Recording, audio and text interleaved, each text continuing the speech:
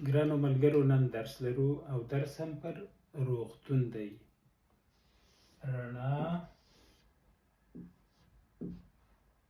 د روغتون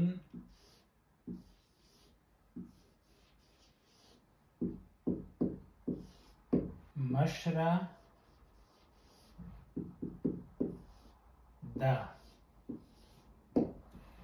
رڼا د روغتون مشره ده. هغه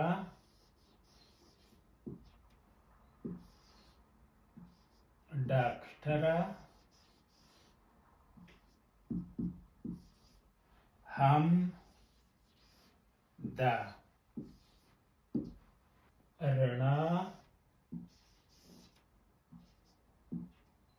د ناروغانو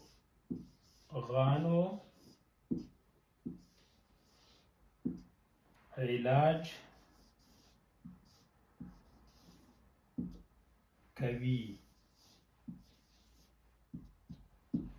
نو دا لنډ درس اوس تاسو د دې په ځای بل شی ویلی سي. کله سي ښوونځی. رڼا د ښوونځي مشره ده. هغه استاده هم ده یا هغه ښوونکې هم ده.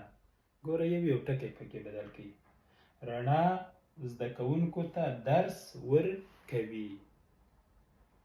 نو که دغسې جملې ولیکئ او زموږ سره یې شریکې کړئ ډېره به ښه وي. مننه.